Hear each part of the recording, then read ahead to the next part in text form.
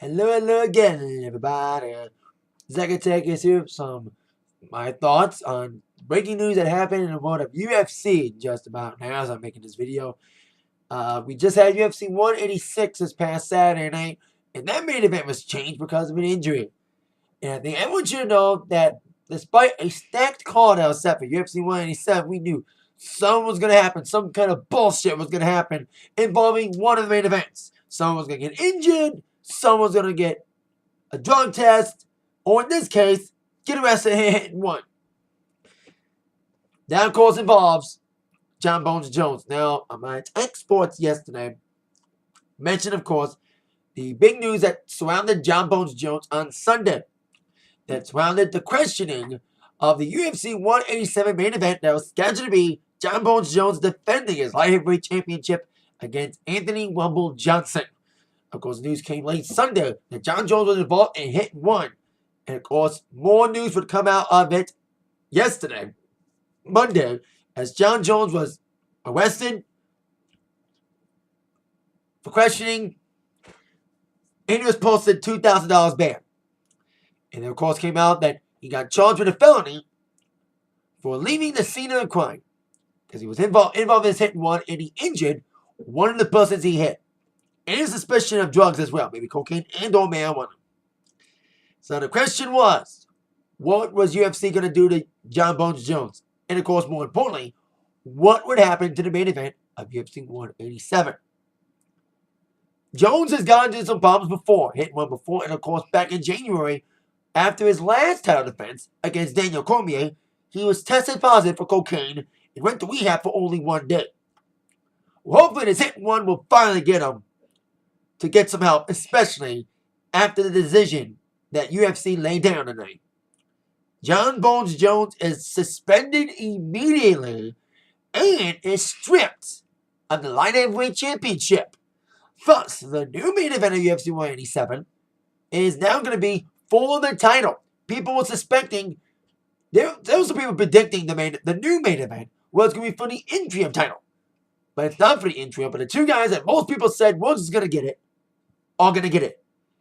Obviously, Anthony Rumble Johnson should not get screwed out of this situation, so he'll still fight for the title. This time against the guy who last lost to Jon Bones Jones back in January, Daniel Cormier, will get the shot against Johnson. Both guys will now fight for the undisputed Light Heavyweight Championship of the world. Now, when it comes to my thoughts on the Jon Bones Jones situation about the punishment being handed down, yes, the old saying goes, innocent until proven guilty. But Jones has already got himself in trouble before. Started a fight against Cormier at the infamous UFC press conference in August.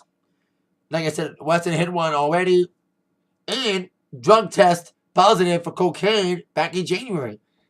Despite Jones as a massive talent, his off-wing activities have spoiled his career, have kind of tainted his legacy.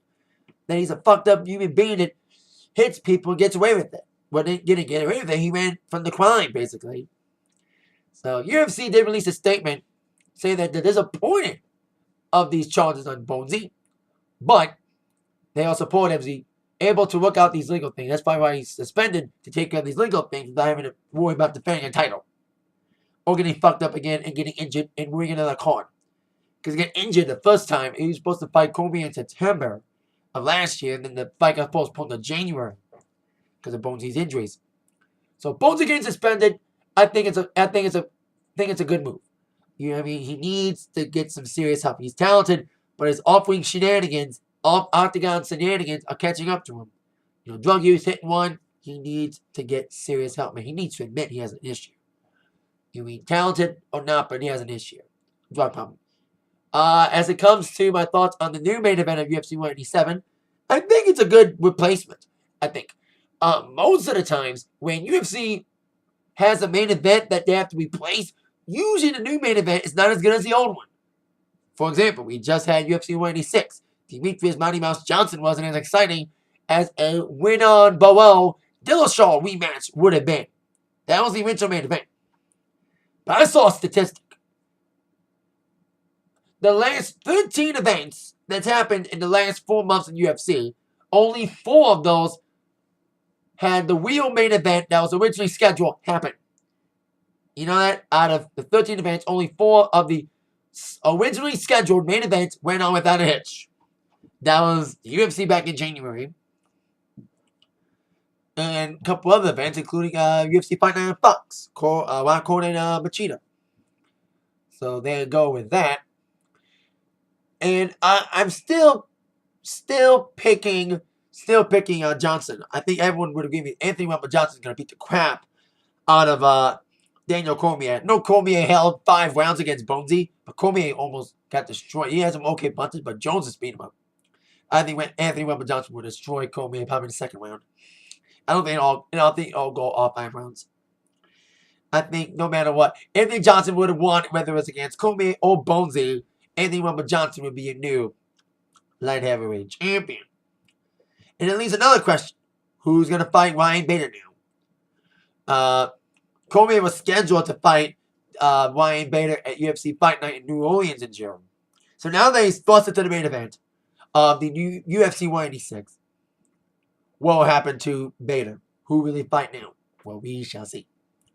And I even saw Facebook comments, why not Gustafsson against Anthony Rumble Johnson?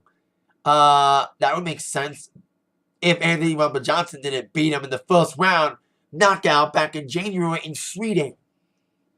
You know what I mean? Gustafsson, yes, he will get a shot. I think a lot of people thought Gustafsson should have got the shot against Bonesy instead of Johnson. But Johnson earned that match against Jones to begin with. The initial fight that never happened now when he knocked out Gustafsson back in January. But now we got Cormier and